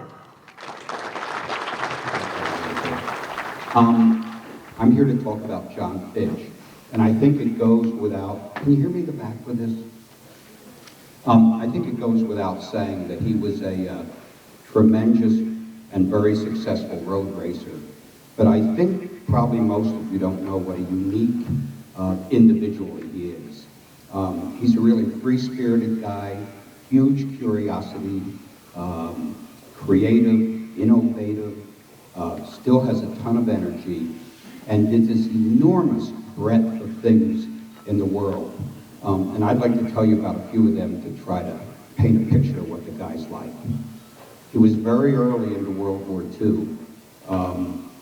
Actually, an American in the first military engagements, flying a bomber out of Britain to the coast of France. Bomber pilots usually stay bomber pilots. They have very different personalities and skill sets than fighter pilots. But he made the switch. And that's kind of typical of a guy that can do so many things good. And when he did make that switch and was flying P-51s, the average life expectancy of an American or British pilot was 5 missions. John lasted 2 years, almost made it to the end of the war. And during that time, he successfully strafed, that's obviously firing a plane on the ground, one of the very few German Messerschmitt jets. They were so fast that there was no way you could engage in combat with them in the air. You had to either shoot them down while they were landing or taking off. John got one taking off. I think they built less than 10. Later on, his flying career came to an end when he was strafing a German munitions train, shooting at the engine, one good locomotive, one good pass, a second good pass, and then he told me today, well, he was young and foolish, and everybody was in a hurry to get the war over. He tried a 3rd time and spent the last 2 months of the war in a prisoner of war camp as a result. A whole series of miraculous things happened, like the shell that took out his engine not exploding, that let him get through there alive and healthy. 7 years later, he was back in Germany driving for the Mercedes-Benz factory race team. the best team in the world without question. His teammates were Sterling Moss and Juan Fangio. And probably the high part of that part of his racing life was the 1955 Villa Miglia. I can't say it right. I don't know if you know what it is, but it's a 1,000-kilometer race on Italian public roads. I mean, roads that are like back roads in Maine, not interstates. As many as 600 cars they'd start at one at a time. As many as 600 cars would start that, mostly race cars. That year, in 1955, there were something like 50 Ferraris. Moss and Fangio had real Mercedes race cars. John Fitch had a pretty much standard 300 SL. If you remember those cars, you'd think they're great street cars, but they were heavy. They weren't very good race cars. It was almost a joke. Neubauer, the manager of the Mercedes team, wondering, why are we doing this? John finished 5th overall. You can't do that. First in the touring class, and he beat the touring class record. They did this by time, by over an hour. And that was really, really impressive. And that was the high spot. A month later was the low spot. He was at Le Mans, waiting in the pits for a driver change when he would, that's not my phone, is it? When he would get in the car, and just before he got in, some of you might remember a terrible accident by a guy named Pierre Levay, who was trying to do the 24 hours all by himself. And I don't know what happened, but he had a horrible crash. The car came apart, went in the crowd, and 84 people died. Lots of women and children. I think the worst accident ever in racing. And that got John thinking about controlling out-of-control cars, if you will, particularly on the public highway. How can you protect the people in the car and the people when the car ends up in a bad place? 1968, he came out with the Fitch inertial barriers, those yellow barrels you see often protecting bridge abutments, V's in a row. They're all over the country. They're full of sand. They start with a low amount of sand in the first barrel, and it works up as you go back. He's had over 24 inventions since then. Last year, he published his second book, I think called Racing with Mercedes. And this year, he's 91, making his third pass at Bogota. The previous 2 tries to set a land speed record in the 3-liter, that's a fairly small engine, touring category haven't worked. He's driving a 300 SL, of course. He has to get it in the mid-170s to kind of put that record away. And he told me today, racers are all the same. I was expecting him to say the other 2 tries didn't work, traction problems, aerodynamic problems. It was so hot. I mean, it's hot out there. So hot, the glare. And of course he said, the car has no horsepower. So, John Fitch.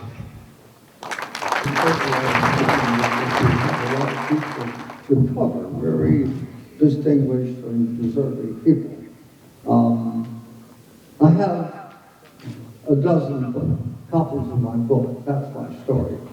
What I'd like to go along a long time with, how many of you remember Phil Walters? Not very many. He might have been the best driver that ever lived. And I'm the person to say why. Because I raced with Phil Walters and against him for 15 years. And I saw everything that he did, and it was fabulous. But let me tell you a couple of cinches. Enzo Ferrari offered him a test for his Formula One team in 1955. And Phil went to the factory in their private circuit, and it was raining. And Phil couldn't stay for a day or 2 or 3. So Enzo sent out the word, he's hired. We don't need any tests from Phil Walters. We've been sending the best cars we can make to the States of Watkins Glen for years, and he beats us every time. So he's hired. However, Phil didn't do that because the race that Skip mentioned, the terrible event on 55 Le Mans, Phil saw women and children killed, and he just couldn't take it. He quit racing. On that moment, he stopped racing. And another cincher is, Mike Hawthorne was the world champion for Formula One driver. And the two of them, Phil Walters and Mike Hawthorne, shared a D-type Jaguar in which they won Sebring. And among our team and all the other insiders of the race, they were betting who had the fastest time. A few of them who knew him bet on Phil Walters. He had a faster time in the same car, on the same track as the world champion. Thank you. The reason John wanted to talk about Phil, I believe, is that John was the presenter when Phil was inducted into your Hall of Fame some time ago, and he thought he left that part out.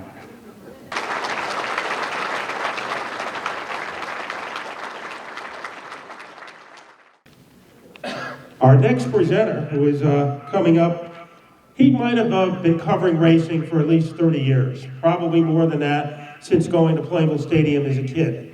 I never once saw him in a press box.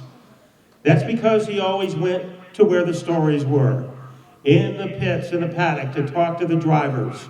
And that's why he's come up with books of people we know on a first name basis, like Bugsy, like Richie, like Eddie. You know, on some of those books, he would talk to the drivers themselves. On other of those books, he would talk to people who knew him. In the other books, he would do research. And in some of his books, he would just make the stuff up. But it doesn't matter because he's one of the best. Bones Boussier. Thank you, I guess, Matt. My friend Bobby Dragon and Paul Richardson have both talked about their long and happy marriages. 25 years ago in this very room, I had my wedding reception. And I'd like to thank my wife for 25 happy years. I'd like to, but it only lasted about 15 months, so. Thank God. Some of her relatives might be here tonight, so.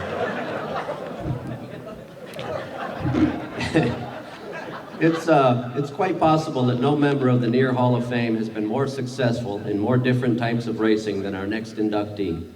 Roland Lindblad has built championship-winning dragsters, midgets, super modifieds, and pro stock late models. His pioneering Badger design revolutionized midget racing and was so fast that it was ultimately banned by every sanctioning body in America. In stock car racing, his modifieds won throughout New England, and his pro stocks have won major events and track championships. A youthful hot rodder, Lindblad was in his early 20s when he attracted attention with two fast dragsters.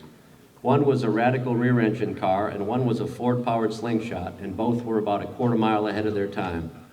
In those days, Raleigh was also a driver, and he was a good one. Check this out. It's a summer weekend in the mid-60s at Connecticut Dragway. Promoter Frank Marotta has set up a match race between two NHRA legends, Big Daddy Don Garlitz and Art Malone, but Malone's engine blows on a practice run. Needing a fill-in, Marotta calls on this fast young New England boy named Raleigh Lindblad. The upstart Lindblad beats the superstar Garlitz, and later Big Daddy pays him the ultimate compliment. Nice job, kid. Transitioning from driver to builder, Lindblad turned out some of the era's most famous funny cars, including the Eastern Raider, the Yankee Peddler, the Light My Fire Corvette, and multiple cars for drag racing icons like Tommy Grove and Jungle Jim Lieberman. An oval track fan even in his drag days, Raleigh did occasional repair work for car owner John McCarthy, a cornerstone of NEMA, the Northeast Midget Association. One day in 1971, McCarthy complained that his traditional upright had been beaten again by Jerry Wall's infamous rear-engine car, the Yellow Jacket.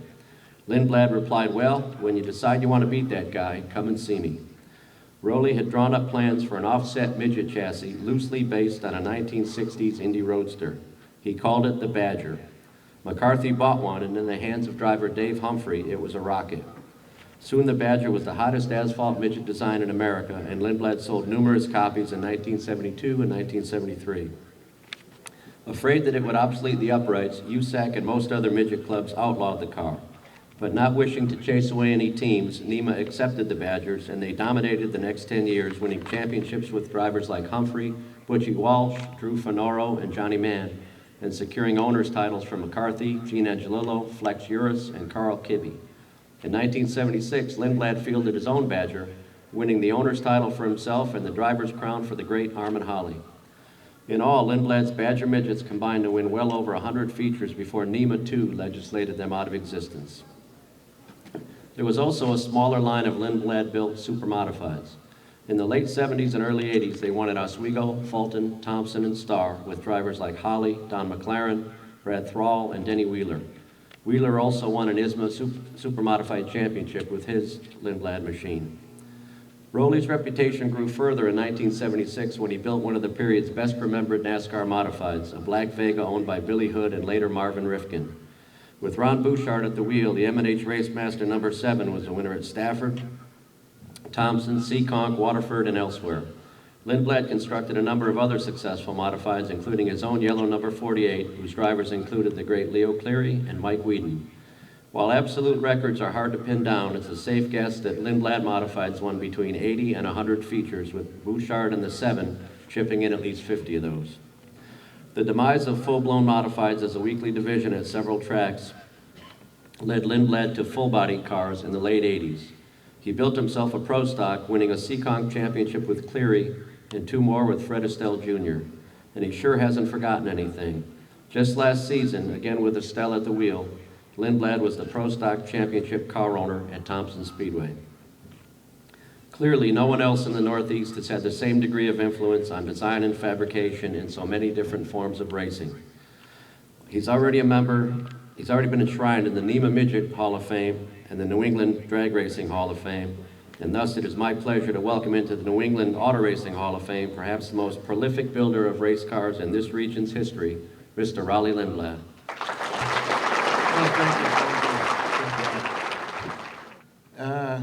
I especially want to thank NEAR for this situation that they've got here. Done a hell of a job with it. I've been to a number of them, and I'm real proud that I've been voted for by the members. I've got to say, the guy that's been with me since day one is Dick Lindblad. He's the guy that's been the guy behind the trick bodies and the really neat sheet metal work on all the race cars that we've built over the years, right up until today. And he's still there. He's threatened me that when his leather hammer wears out, he's gone. But he's still been there. Of course, I'm sure he'd join with me in saying that in this kind of a business, it's all about the owners and the drivers of the cars that you sell. And we've had some great ones. The names that in New England and throughout the country we're so proud of. Of course, Leo, he drove our modifieds, and what can you say about Leo? My wife has mentioned after he retired, she said, Leo spoiled us. Because when Leo got in your race car, he drove the wheels off the thing, and he made you look awful good. And we had a lot of other great young guys. Mike Wheaton, like Bonesy said, Bobby Potter. We had some really, really great kids like Chuck Doherty and Wayne Dion that did a great job for us, and right up till today with Freddie Estelle. And I'm proud to have had him drive for me over the years, at each and every one of them that did a great job. Of course, this racket, when you race in your car and It's all about the team. And we've had some guys with us almost as long as I've been racing. And of course, Dick's always been there. Sonny Seagraves, Jack Horrocks, Eddie Duval, and Jimmy Morissette, and some great sponsors that without which you could never do it. And of course, unlike you, Bonesy, 44 years ago, I got married. Somehow, she's put up with me for all them years. I don't know how she did it, but... And, of course, I got my two #1 fans out there, Robin and Leah. They're at the races every week, even today, so I want to thank everybody and thank some really great people that are in here. Appreciate it.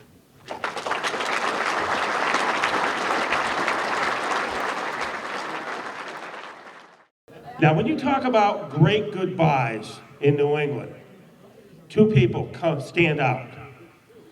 Ted Williams hit a home run in his final at-bat in the major leagues. But he only had to beat one pitcher to do it. This guy, to win his final race, he had to beat about 27 other people in order to do it. It was one of the most amazing feats in motorsports. But he just didn't do that. He also won more than 100 other races. And he is a member of the New England Auto Racing Hall of Fame, George Summers. Well, it's an honor for me to be here tonight to induct Art Barry in the New England Auto Racing Hall of Fame. Art started racing in 1952 and is still racing today in 2008. He has raced for 56 years. Boy, that's a long time. He raced in 10 different states and at 26 different speedways. He's had 26 different wins on different speedways, large and small. He's had 3 Martinsville, Virginia Speedway wins. He's had 2 Stafford Springs Sizzler wins. He's had 2 Thompson 300 wins. He's had 2 New Hampshire International Speedway wins. Championships. He won the championship at Waterford Speed Bowl. Back-to-back wins, 2001 and 2002 in Modified Tour National Championships.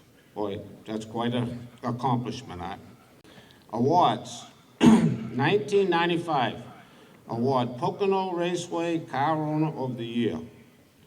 2001, Sonny Richards Speedway Scene awarded. 2002, Len Bowler Award. 2008, inducted into the New York State Stock Car Racing Hall of Fame. That's very nice, boy. Number of Best Appearing Car Awards. Art was not only a car owner, he was an outstanding craftsman. I can remember one time we were going to go to Martinsville, Virginia. So I got down there and Art said, yeah, we're all ready to go. The only thing I got to do is I got to put a few finishing touches on it. So I looked at the car and I said, I don't know what he can do to make this car any prettier than what it is. Well, the next thing I know, he grabbed a screwdriver and he took every one of the zoot fasteners out and he buffed it. He put them back in and we headed for Martinsville, Virginia. Well, we come home with a second place finish, but we come home with a trophy for the best appearing race car that was there. Where did I go from there? His cars not only were prepared, that's how good his race cars were prepared. They not only looked good, they ran good. After that, and he started out with him and his son Kenny in the mid-90s, and they started Spasco racing chassis. Excuse me. And then him and his son, they started oh boy, I'm getting nervous here, I guess. Since then, they have designed and fabricated over 100 race cars. And these race cars have won multiple races at all the tracks all over New England and several championships. He has a driver lift that I'd like to run down. In 1952, we started out with John Savage, Bill Coonan, Joe Trudeau, Ray Moran, Jerry Dostey, Ed Flemke Sr., Bob Santos, Leo Clary, Bob Potter, Georgie Summers,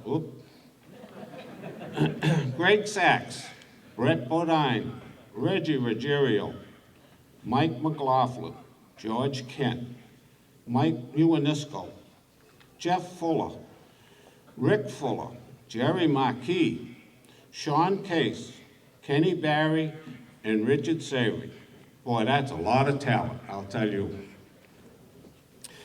The last 7 years of my racing career, I drove for Art Barry. And if it wasn't for Art Barry, I'm sure that I wouldn't be standing here today as a member in the Hall of Fame myself.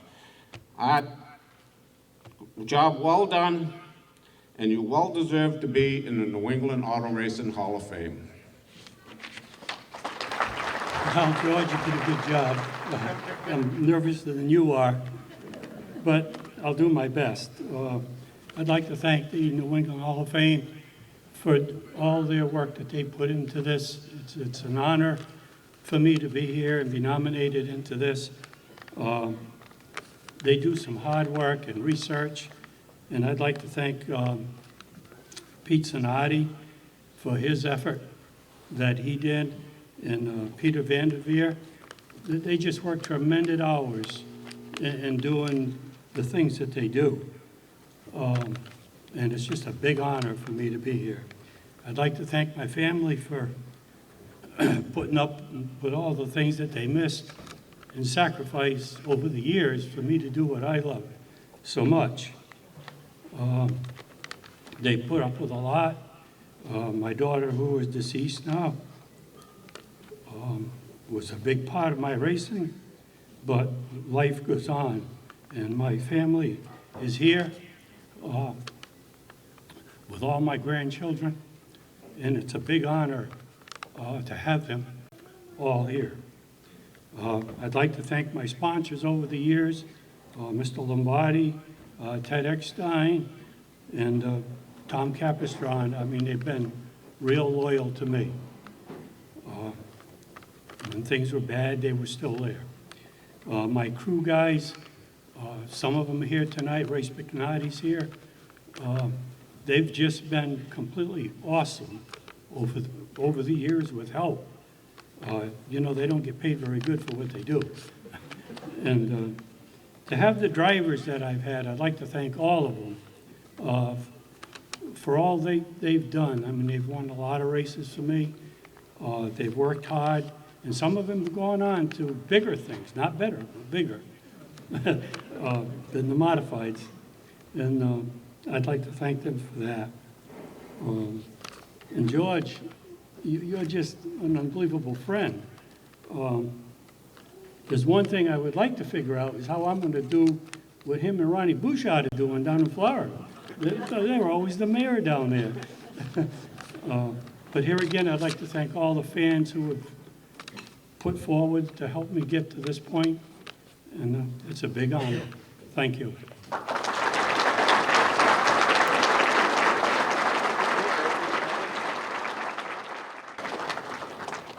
And our next presenter on a normal Sunday afternoon, he is in turn one, working for the Motor Racing Network, bringing us the call of a Sprint Cup race. It's very difficult to announce a race on radio so the listeners can actually see what's going on, but this man has a knack for it. When he says a car is getting silly in turn one, you know exactly what is happening. He is one of the most exciting auto racing announcers in the country, Dave Moody. Well, I don't know about going last on this esteemed list. I think that means one of two things. Either we've been handicapped to the rear for winning a lot, or we're just really crappy time trialers. Either way, I'll try and do my best here. I was talking to a friend of mine yesterday, a friend who, like me, grew up at Thunder Road up in Vermont. And he said, "Oh, I hear you're inducting Tom Curley into the Hall of Fame tomorrow." I said, yeah, I am. He said, well, what are you going to say? I said, well, I'm going to tell a couple of stories and try and let people know a little bit about him and let people know what kind of guy he is. And he looked at me and he said, oh, God, don't do that. There's no doubt about it. Everybody's got an opinion about Tom Curley. If you find someone who has no opinion, you can rest assured that they've never met him. And as somebody that has sat beside him in scoring towers around the Northeast for the better part of 30 years, I believe that I'm probably as qualified as just about anybody to try and paint you an accurate portrait of Tom Curley. I also believe that I'm qualified for hazardous duty pay.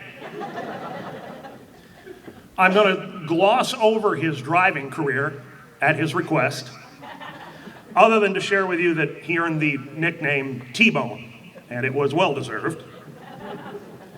He picked up the promotional reins at Thunder Road and at Catamount Stadium back in 1978. I started announcing as a high school student, I'd like to add, shortly after that. Over the 30 years that have followed, by my highly unofficial count, I've been fired twice, banned from the pit area once, and balled out more times than I can possibly count. A tally that I'm very proud to announce puts me barely in the top 10. There were days where if I'd had a gun, I might have used it. Maybe on me, maybe on him. But there were also days, and I think this is probably more important because there are a lot more of these days, when I and everybody else that worked for him probably would have walked through fire or jumped out of an airplane without a parachute because we believed it would help the program. Tom Curley has got passion. That's the good news and the bad news. His passion for this sport is very much infectious. It's surrounded him with an incredible group of people, employees and workers, many of whom are over here at the couple of tables, that have been with him for a lot of miles, a lot of years. They've given the sport their all for decades without ever questioning the incredible level of commitment that that requires. That passion has made his pre-race drivers' meetings legendary around the Northeast. It's not a rumor that people have bought pit passes before, attended the drivers' meeting, and then gone to the grandstand because the show was over.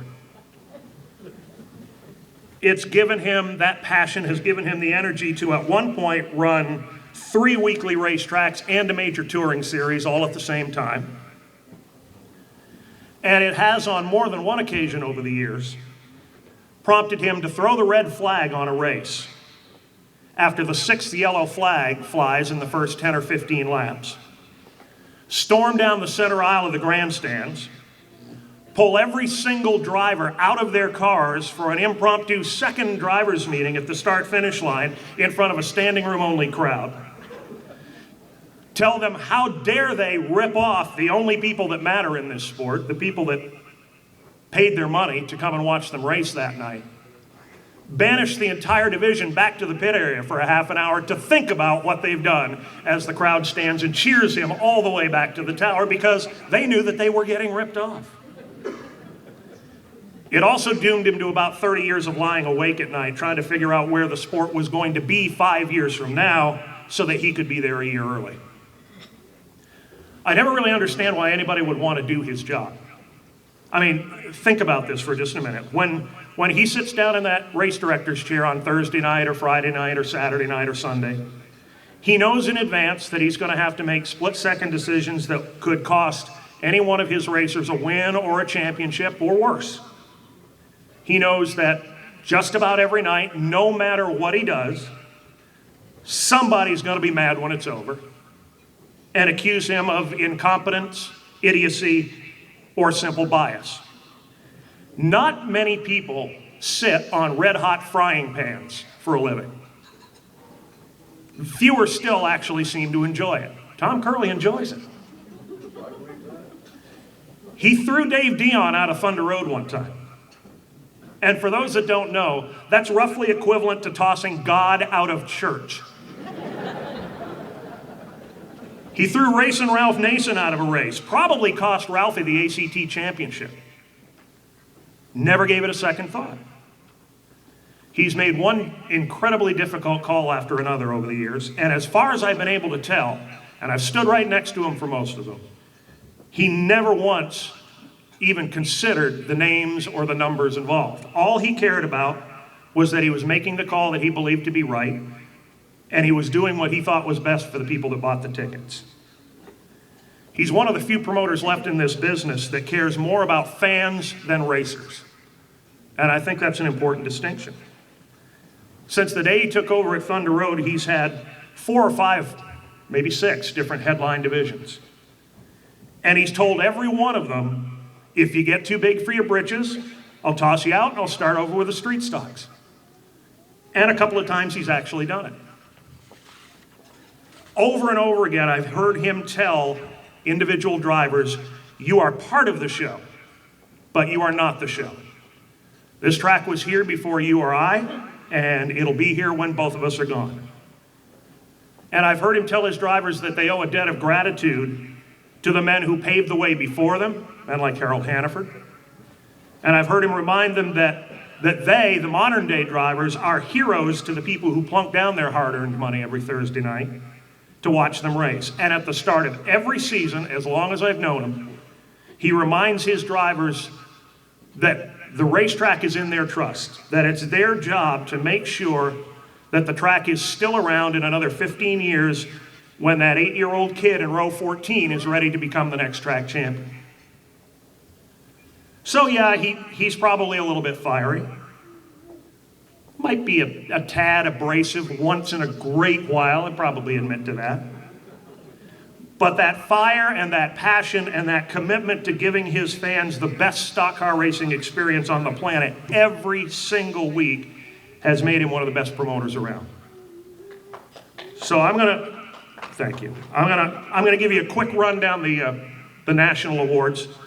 1981 winner of the Don McTavish Award for lifetime contribution to racing. 1992 Trackside Magazine Promoter of the Year. 2003 Lowe's Motor Speedway Short Track Promoter of the Year. 3-time RPM Northeast Promoter of the Year, and the 2004 RPM North American Promoter of the Year. And today, my great pleasure to help add to that list and introduce him as a member of the New England Antique Racers Hall of Fame. 2009, Mr. Tom Curley. Before I start, I've just got a couple of quick things. Unlike Bob Baer, I'll speak to any group that's in a room, doesn't matter whether you buy tickets or not. I also would like to ask the Hall of Fame committee if you could just make a tape of that music, because we have the 5th anniversary of Thunder Road coming up, and I think it'll play really well for that crowd opening night. So that music we had earlier, you know, when we all came in and we were doing the Shoop Shoop song and all those wonderful songs. David, thank you. Got him as a college kid or out of high school kid, beat him up pretty good for 10 years. Between Squire and I, he had his hands full, and it would take most of the night for David to tell stories about the many hours that we traveled across Canada and New England. But he was a big part of helping me get to where we got. The best part of being an inductee versus a presenter, and I've done Beaver Dragon and Jean-Paul Cabana and a few others along the line in this Hall of Fame. For me, the best part is, number one, Bruce Cohen doesn't take you out in the alley anymore and tell you got 2 minutes to introduce your people. So I know we're getting down, they've given me the last part, so if you have to go to the restrooms or you need to leave right now, please do it, because I'm going to talk as long as I want to, because I don't have Brucey telling me what I got to do. I want to congratulate all of the inductees. It's a proud moment to be part of this particular year's class for a lot of reasons. As much as I have made relationships throughout New England and enjoyed modified racing, and I'll tell you about that in a little while, one of the things that is most appreciated is the fact that we're recognizing quite a few Northern New England racers here today in this class Hall of Fame. And I congratulate all of the inductees today. People like Anthony and Don Honing and Bob Baer and Jack Arute were really the foundation of what helped me to become a promoter. I also, in 1979, was asked by Ken to be part of the CBS television team to go do the Daytona 500. I spent a decade doing television, and because of my relationship with Ken, was given this wonderful opportunity to be, quote, the technical expert. I don't know how many of you know the story, but when CBS decided to do the Daytona 500, that was 100% Ken Squire's effort. He sold them on the idea they could do a live race, flag to flag, which had never been done before. And when they did it and booked it at, incidentally, the Steak and Shake on Route 1 down in Daytona, when Bill France Sr. and the big shots from CBS went to sign the contract, they were a little surprised when they ended up down at the Steak and Shake signing thing, but it was stock car racing after all. And I remember, I said, Ken, what am I supposed to do? And he says, you just sit in the truck with these guys that are coming from the Doral Open that have done golf. And the other group was the one that had just done the Super Bowl, and there wasn't one single CBS television person who had ever been or seen any kind of a race at that first Daytona 500. And I said, that sounds sort of challenging. And he said, yeah, but you know enough about it, you can do it. I said, Ken, I've never been in a television studio or truck in my life. And he said, no, you can do it. And that's where I sat during that 500. And I remember fondly to this day, as we got down toward the end, when they went out of turn 2, and Donnie Allison and Cale Yarborough started beating each other up on that backstretch, and I was yelling at the producer and the director in that truck with 17 cameras, stay on that, they're going for the win, and they stayed on it, and they captured that wreck as he bounced off the wall, and they headed into 3, and then I started screaming at him, get over to the front stretch, get over to turn 1, pick up 43 Petty, got to do it. He said, why? And I said, forget the wreck, get over there, you got to find out who wins the 500. And they followed him down the backstretch, and they watched Petty win his 7th Daytona 500, and then I started screaming, now get back to turn 3 as quick as you can, get there. Take camera 3, and they took camera 3 over on turn 3, and there it was. Bobby had shown up, and all hell broke loose, and you still see it today almost on every clip. One of my prouder moments in television, but I had a lot of fun meeting a lot of people through the years working with Ken on various television between TNT and ESPN, and quite frankly, it also gave me the opportunity to get punched in the mouth by A.J. Foyt when my assignment one morning was to go down and get headshots of all of the qualifiers at one of the 500s, and A.J. had not qualified well. Didn't bother me, I still needed to get the headshot. And as I went over to pull the net down, it was the wrong thing to do. But at least it was documented.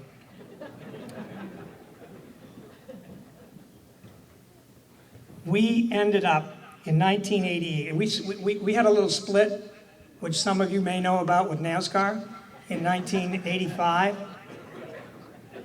And we had to create a company called ACT, or the American Canadian Tour. What we ended up doing was we basically kind of ran for a year here in New England and then had to run out of town because we couldn't compete with NASCAR. They were just too big for us. And what we did was probably the smartest business decision that we ever made as a group, and that's that we headed across the border and went up into Canada and had half our races in the US, the way we were strong, and then went up into Canada and did extremely well up across the border. At the same time, I got a call from Rex Robbins out at the ASA in the Midwest. And he invited me to come out and have a chit-chat, which I did. And in 1988, we formed the Stock Car Connection. And the Stock Car Connection was a group of identical universal cars between the ASA Midwest, Bob Harmon's All-Pro down in Alabama, and our cars up here in the Northeast. What was great about it was it gave some of the ACT teams, Hall of Famers like Beaver Dragon and Robbie Crouch, JP Cabana, an opportunity to race at big tracks in those days like Sen Air, the Milwaukee Mile, Nazareth, and Nashville. New England's best got to race against ASA greats like Bob Seneca, Butch Miller, Ted Musgrave, Mike Eddy, and Dick Trickle, and all-pro Southern stars Bobby Gill and Jody Ridley. So we had quite a time. In 1990, we bought Airborne, which was the half mile over in Plattsburgh to help fill out what we thought was needed when Catamount went away. And in 1993, we went over and helped Oxford for 3 years and managed Oxford when it was in somewhat trouble after Bob left. It took about 5 years before, unfortunately, all those years kind of were not good. In 1995, we ran 84 events between Thunder Road on Thursdays, Oxford on Fridays, Airborne on Saturdays, and then an AC Tour race on Sundays. Most of that will be remembered by 2 tables full of officials that are here, and I thank you all, as you all know how much I care about you. But some of them have been with me since day one. Most of them have been there anytime we've called on them. In 1996, change came again. The late models, pro stocks, were too expensive, so we changed to just the late models. And it took us some time to get that established. In 1999, we created the Crate Motor program with General Motors and a builder up in Maine. And we decided we were going to stick to it regardless of how difficult it was, because we felt it would be the only thing that would be good for weekly racing was to keep costs under control because the engine prices were getting so prohibitive. We did that, and we also introduced it into touring. In 2003, we were fortunate to have a universal set of rules with our company, which now includes tracks like Lee, White Mountain up in New Hampshire, Oxford, Seekonk, Waterford, Twin State in New Hampshire, Ottawa, Ontario, and Kawartha over by Toronto, plus both tours, the one that we run up in Canada and one that we run here in the US. And finally, in 2009, through the efforts of Ken, some help from Bob along the way, and certainly Jerry Gappins, these guys that run weekly are going to get a shot at running at New Hampshire, which could have only been a dream for them a few 6 or 8 months ago. It's been an amazing journey with lots of challenges and great rewards. Receiving this induction into the Hall of Fame is especially rewarding because my passion for this sport transcends a very long time frame. From the dirt days at Oxford and Beechridge, to a fan watching Harold Hannaford and Johnny Gamble and the Ingersons race flathead coops at Thunder Road, to leaving on a Friday night from central Vermont with half the office on a beautiful summer night to go to Stafford, where we'd watch Evans, Cook, Bugsy, Flemke, and those guys battle it out on a weekly Friday night show. And then we take that trip to Martinsville in '79, the CBS television entry. It's been a wonderful journey for me. I'll always remember and be grateful, and I'm humbled, and thank you for this great honor. And I'd like to leave you all with just this thought as we wind down this convention and these awards. I think today it's especially true for everybody in this room, regardless of your age, your ambition, desires, what you've accomplished, or what you hate to accomplish, that I share with you what my philosophy of life since I was a little boy has been, and was punctuated for me with the death of President John Kennedy. His brother, when he eulogized John Kennedy, said, and I live by this, and I invite you to do the same. Some men see things as they are and say, why? I dream things that never were and say, why not? Thank you all very much. We have one more thing that's very important. You know, in racing, the finish line and the starting line is in the same place, so we think it's only fitting that we end this dinner the way we started it, and that's by honoring Jim McConnell. So we're very happy to have with us, who I'll greet you, the grandson of Jim McConnell, Wade Worcester. I'd like to say a few things on behalf of the McConnell family. My grandfather, Jim, passed away in December, but he was very honored that he was accepted and inducted into the New England Racing Hall of Fame. And I'd just like to say thank you so much to him for everything he has done in his whole life. If he didn't build Beech Ridge, my father would have never raced. I probably wouldn't be racing. Racing is all of our lives, my family's lives, and I'd love to say thank you so much to the committee for honoring him and his whole family for coming. His wife Doreen, his daughter Janet is here, and his great-grandson. And I thank you, everybody, thank you very much for coming tonight. Thank you. Please drive home safely. You've been a Hall of Fame crowd, and we'll see you next year. So long from the Hall of Fame.